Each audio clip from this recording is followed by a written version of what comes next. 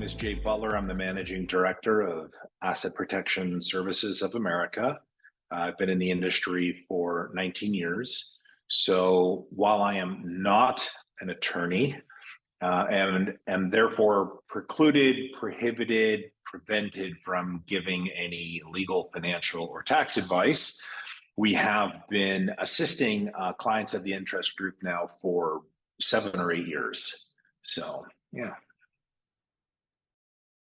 Why you would want to use an LLC with your self-directed IRA is because self-directed IRAs are not protected under your federal ERISA, which is the Employer Retirement Investment Securities Act of 1974-75. So also when you're filing your annual self-directed IRA forms, while the specific assets aren't disclosed in that filing, the total amount of the assets in the self-directed IRA are available. And so that information can be used, when a plaintiff is trying to decide if they want to continue moving forward in litigation. And if you've got a healthy amount in there, it could be subject to seizure from a judgment creditor. So having that LLC as a bubble to protect one way in each direction from both inside and outside lawsuits can be very advantageous to protect your retirement account. Great question. So because self-directed IRAs are not protected by your federal ERISA, which we discussed a little bit earlier, if the self-directed IRA is in your individual name, whatever's in your name, I can take, if I was suing you. But if it's in an entity and it's a safe asset, I can't get to it. I just hit a brick wall, and that brick wall is called your charging order protection. So a charging order in the simplest of terms is a remedy.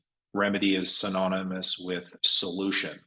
So a remedy is actually what is supposed to help the creditors, right? So if you get sued, you're the defendant, the person suing you is the plaintiff, right? We all know this. But if you go through court and you lose, right, you kind of get a sympathetic jury and you get your butt kicked, then the plaintiff becomes the creditor and you're the debtor, okay? The creditor, the solution for the creditor to get their money from you is called a charging order, okay? But that actually winds up being your sole defense. It's what protects you. So what's supposed to help the creditor is what protects you. It's kind of ironic. It's like no weapon formed against me shall prosper. I mean, it really falls in line with that. So in roughly 47 of the 50 states in America, you must have 2 members in the LLC in order to be afforded the charging order protection.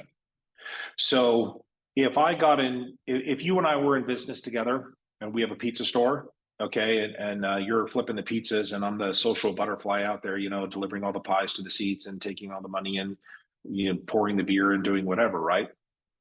If on my own time on a Saturday night or something, I get into like a bar fight or something, right? And my fingernail scratches somebody's eyeball, they go blind, they sue me because of pain and suffering and loss of work and damage and all this stuff, and they get this massive judgment against me.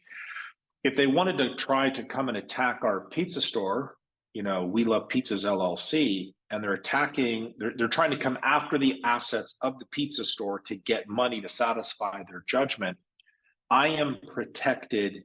The assets in the LLC are protected, not because of me, but because of you, delectus personae, which means you, the other partner, the other member in the LLC, cannot be adversely affected by a third party with whom you have no relation, right? But if there isn't that second person there through whom I am vicariously protected, and you have one member, through the Ashley Albright case, which was a federal bankruptcy court case in Colorado, the FTC versus Olmstead in Florida, have ruled, the courts have said that the charging order protection basically serves no purpose in a single member or limited liability company because there are no other debtor member interests involved, right? So there's only 3 states where it is written out black and white. The charging order remedy is the sole and exclusive remedy for a judgment creditor with a limited liability company which has 1 or more than 1 member: Nevada, Wyoming, and Delaware. And between those 3, they're all great states. Delaware's about $390 a year to renew. Nevada's $350. Wyoming is $60. And Wyoming created LLCs back in 1977. They're the progenitor of them. and there's no information in the public domain, so you have great anonymity. So all roads lead to Rome, which in this case happens to be Wyoming for self-directed IRAs. Well, I guess some of the misconceptions, or I guess myths, if you want to call them that way, normally have to revolve around prohibited transactions, right? Like you can't use money from your self-directed IRA to go buy a house and then live in it, or have your children live in it. You couldn't do a fix and flip and then have a non-qualified person receive remuneration or financing, commissions or whatever from that, ad nausea. Normally, I would defer those type of specific custodial prohibited transaction questions back to their support agent, because it's really outside the scope of myself being the incorporator to address those. But that's, I think, the biggest misconception is what you can do with it, how it can be used and utilized. Sure.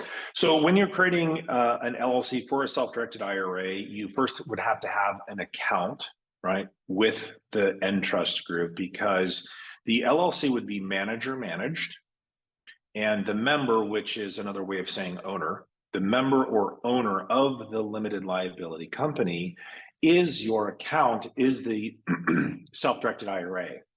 So for example, the member certificate might say, the Entrust Group, Inc., FBO, or for the benefit of John Doe, self-directed IRA account number, blah, blah, blah, right? So the self-directed IRA owns or is the manager, the member of the limited liability company.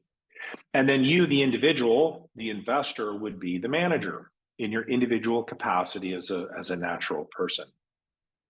So when we, obviously we'd love to earn your business, right? Should you choose to use us as your incorporator, we do the name availability search with the Secretary of State, file for your articles of organization, prepare all of the initial minutes, meetings, resolutions as applicable, your operating agreement, which is usually around 77 pages, including a management agreement, prepare a proper member registry, which a lot of companies don't do, but you're supposed to have one, issue your member certificates. We get your EIN with the IRS, prepare a bank account introduction document. We act as your registered agent for service of the process.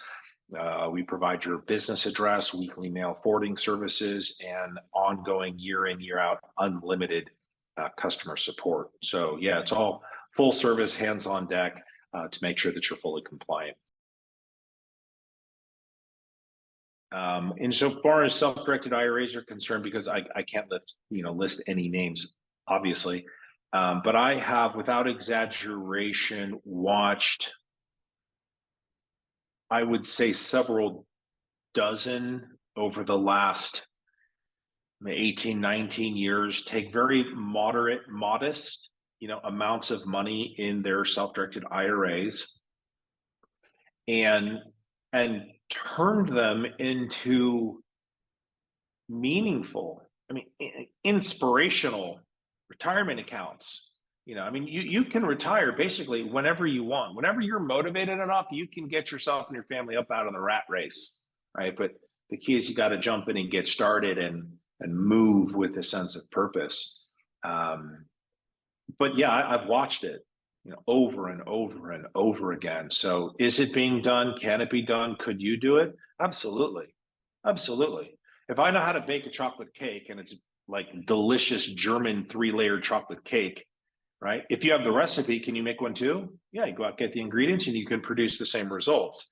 So, but you got to jump in.